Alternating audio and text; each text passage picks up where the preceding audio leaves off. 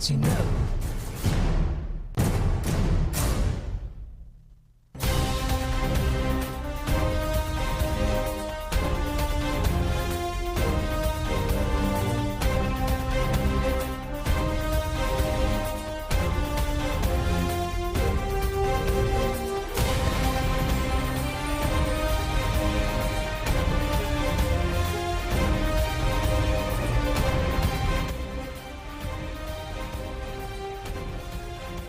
It is 12 o'clock. Good afternoon and welcome to News at 12 on Impact Business Radio, Ibr92.5FM, Ibadan.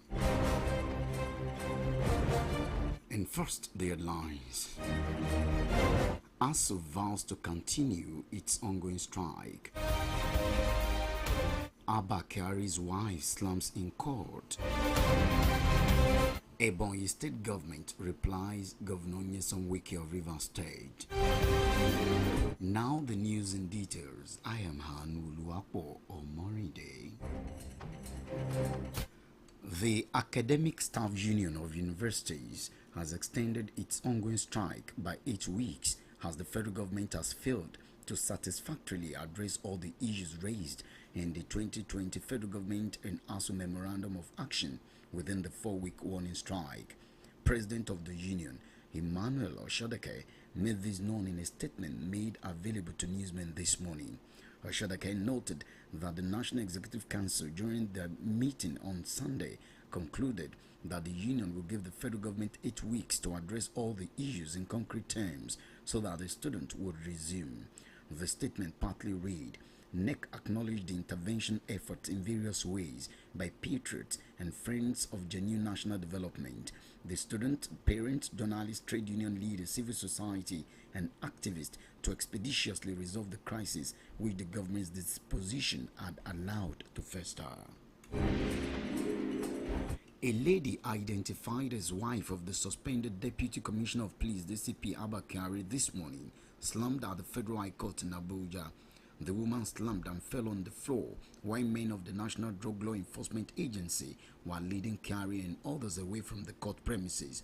The development followed the deferment of ruling on Kyari's bail application by the presiding judge, Justice Emeka Nwite. The judge deferred ruling on application filed by Kyari alongside 6 other persons facing drug trafficking charges that they be released on bail pending the determination of the case against them.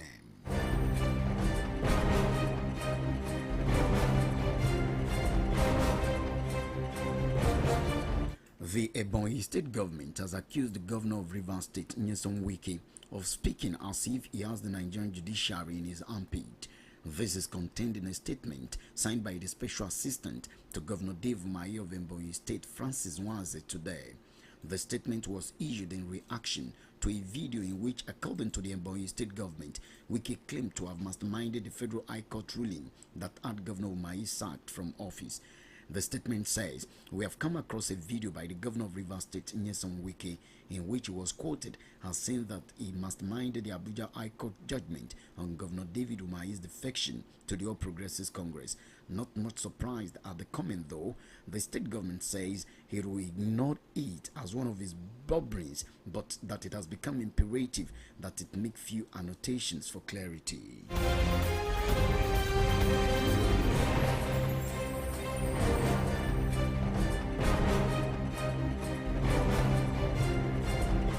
Ahead of the 2023 general elections, comments are being made by stakeholders in the polity.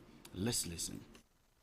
Judge Inyang Eko, in a ruling on an ex parte application by the Opposition People's Democratic Party, PDP, said the Electoral Act, having become valid law, could not be altered without following the due process of law. Specifically, the court restrained President Muhammadu Buhari, the Attorney General of the Federation, and of course the National Assembly in the suit from removing Section 84, subsection 12 of the Act. The Constitution of the Federal Republic of Nigeria, our governance system, is based on the presidential system of government, where there's clear-cut separation of powers. And I mean separation and exercise of powers.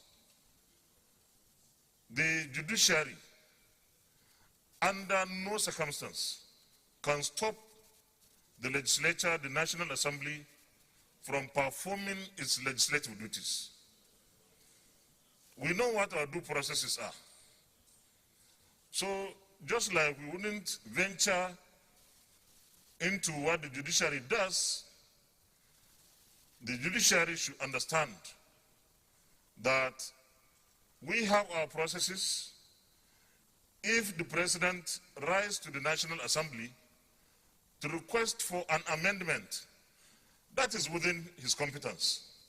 And it is for the National Assembly to decide whether it agrees with the request of Mr. President or not. But to say that we cannot consider it is to ask for what is not there to be given. The Senate President Ahmad Lawan reacting to the controversy trailing the Section 84, Paragraph 12 of the new Electoral Act.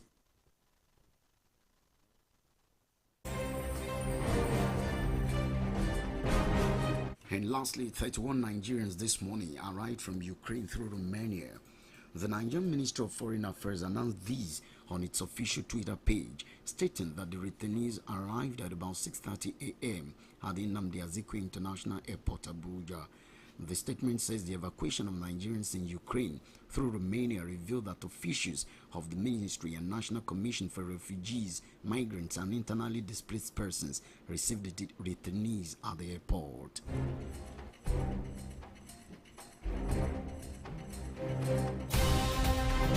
And that ends the world news on Impact Business Radio, Ibr92.5 FM for this time.